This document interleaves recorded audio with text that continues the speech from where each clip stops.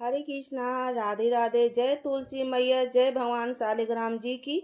बिना ब्राह्मण को बुलाए हो हम तुलसी माता की विवाह कैसे कराएं? कम चीजों से तुलसी माता के घर पर ही विवाह कैसे कराएं? आज के वीडियो में हम जानेंगे तुलसी माता की विवाह कैसे कराई जाती है।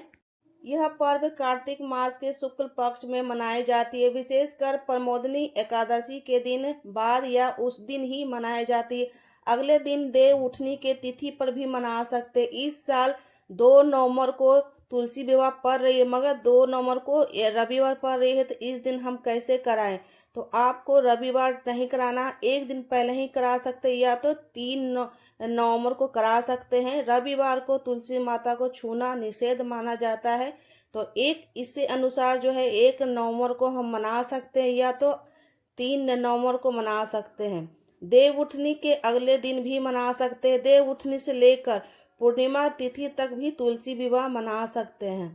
बहुत सारे भक्तों को प्रश्न ये आती है कि अगर तुलसी विवाह रविवार 2 नवंबर 2025 को पड़ता है तो क्या इस दिन हम मनाना चाहिए, अगले दिन मना सकते? इसका उत्तर हाँ। स्थिति देखकर, परंपरा और नियम देखकर तुलसी विवाह मुख्य रूप से कार्तिक शुक्ल पक्ष एकादशी से द्वादशी तक के बीच में की जाती, यानी अगर एकादशी द्वादशी के कोई भी एक दिन बीच पड़ रही है तो अधिक सुविधाजनक हो सकती है।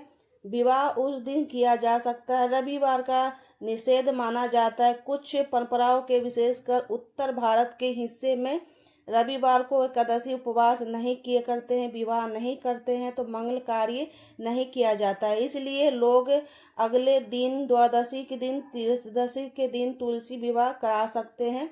अगले रविवार को एकादशी है और तुलसी विवाह अगले दिन द्वादशी सोमवार को करने जा रही है। बिल्कुल शुभ और माने जाता है, शुभ विवाह करा सकते हैं।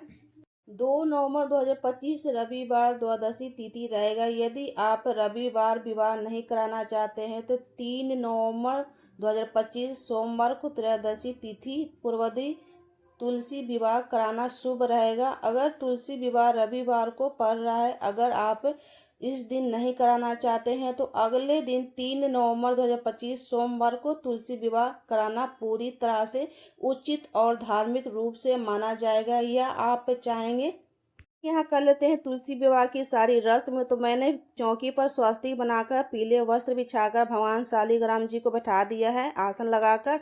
इसी आसन पर साथ में हम गणपति को भी बैठा देंगे, क्योंकि बिना गणपति की विवाह संपन्न नहीं होती है, तो गणपति को जरूर बैठाइएगा। एक एक कलश तैयारी कर लेंगे। कलश के अंदर मैंने जल और सुपारी, लौंग, इलायची, कमलकट्टे और सफ़ेद तिल मैंने डाल दिए, जल भर दिए हैं। उसके बाद भगवान गणेश जी को हम जनेऊ अर्पित कर देंगे, फूल अर्पित कर देंगे।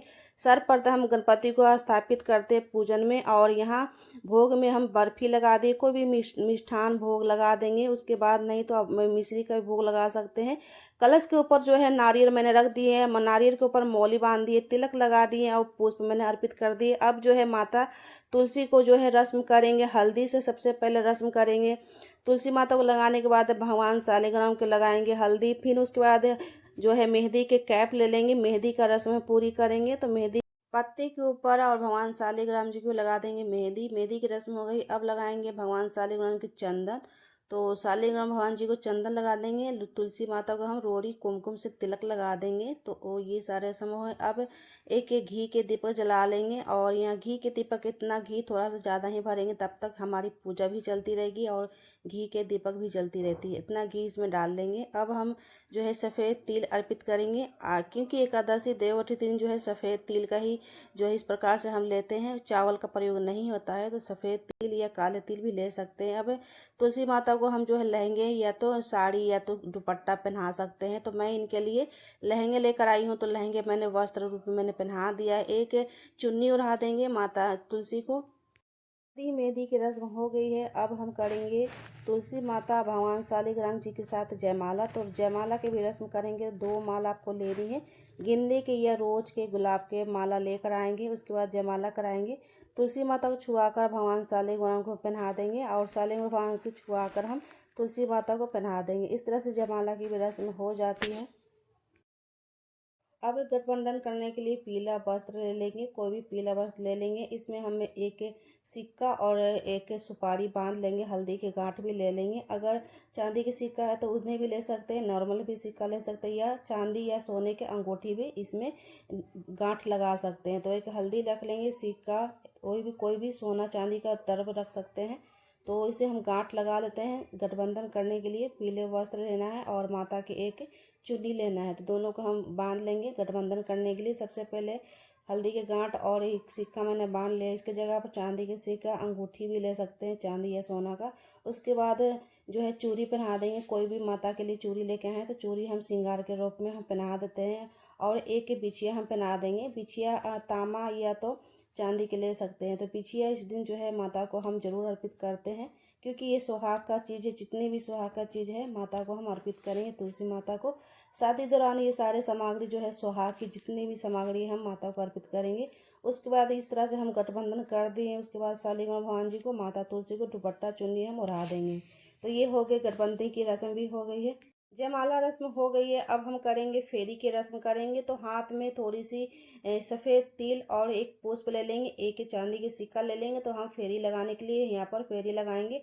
फेरी 3 तरह से लगाई जाती है सिंपली, जैसे मैंने हाथ में सफ़ेद तिल और फूल लेकर फेरी लगा ली। 7 बार फेरी लगानी है। अगर आप फेरी लगाना चाहते हैं, जैसे कि शालीग्राम भगवान जी को कोई जेंट्स है तो जेंट्स उठा लेंगे और तुलसी माता को आप उठा लेंगे। अगर तुलसी माता के गमले भारी हैं तो आप इस तरह से ज़मीन पर भी रख कर फेरी लगा सकते हैं। भगवान शालीग्राम को आप जेंट्स को दे दीजिएगा, आप तुलसी माता को खुद उठाकर फेरी 7 बार लगा सकते हैं। ऐसे भी कर सकते हैं, या तो आप श्रीफल ले लेंगे, नारियल ले लेंगे, पानी वाला जटा वाला नारियल ले लेंगे और इसे भी हाथ में लेकर जो है ना आप 7 बार फेरी लगा सकते हैं। तो फेरी लगाना बहुत ही आसान है। 3 तरह की मैंने जो है फेरी लगाने के लिए बताया है। तीनों में से कोई भी आप फेरी लगा सकते, उत्तम होगा। सिर को यहीं रख देंगे पूजा स्थान पर। अब जो है सिंदूर के हम करेंगे, सिंदूर की रस्म करेंगे। तो सिंदूर की रस्म करने के लिए चांदी के सिंह का, नॉर्मल सिंह का, या तो चांदी सोना का रिंग ले सकते हैं। सबसे पहले भगवान शाली को छुआकर तुलसी माता को हम जो है उनको लगा देंगे, सिंदूर अर्पित कर देंगे। इस तरह से 7 बार जो है सिंदूर लगाने की रस्म हो जाती है।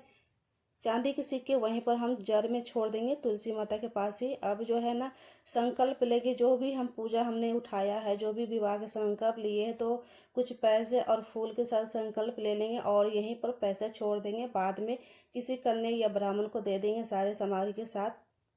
विवाह के सारे रस्म हो गए हैं। अब जो है मंडप बनाने के लिए इस तरह के आपको गन्ने लेने हैं। गन्ने 4 भाग करने हैं और मंडप बनाने की व्यवस्था है तो मंडप बना सकते, नहीं तो दोनों साइड हम गन्ने रख देंगे। अगर व्यवस्था नहीं है तो आप दोनों साइड जो है गन्ने भी रख कर विवाह संपन्न करा सकते हैं। तो हमारी व्यवस्था नहीं है, क्योंकि मिट्टी रहेगी, तो आप चाहे तो 4 गमला के अंदर भी जो है मंडप बनाने की व्यवस्था कर सकते हैं सिंपली, नहीं तो दोनों साइड गन्ने रख सकते हैं। उसके बाद आती है, जैसे बेटी को हम लोग जैसे कुछ भी दक्षिणा देते हैं, दान देते हैं, कपड़े, बर्तन, मिठाई, फल फ्रूट, ये सारी चीज़ दान दिया जाता है। तो एक एक करके जो है सारे दान हम निकाल लेंगे। जैसे कि मिठाई, गाजे, बर्फी आते हैं।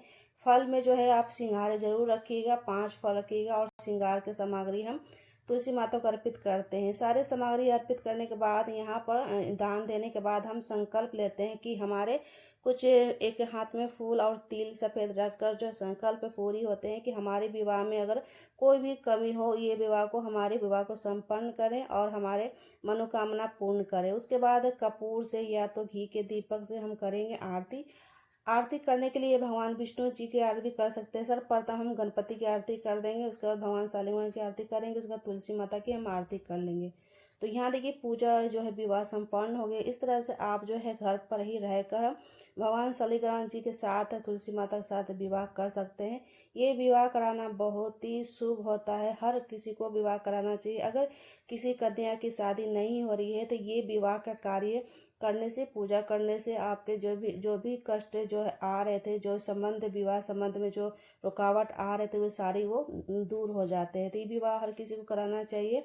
ये एक कन्या को विवाह कराना ही जो है शुभ माना जाता है। तो ये शुभ कार्य जरूर करना चाहिए हर किसी को। हर अब हाथ जोड़ के हम प्रार्थना करेंगे तुलसी माता से, भगवान शालिग्राम जी की हमारे अगर पूजा में कोई भी गलती हो हमारे पूजा को क्षमा कर दें। इस तरह से पूजा हम करेंगे कंप्लीट।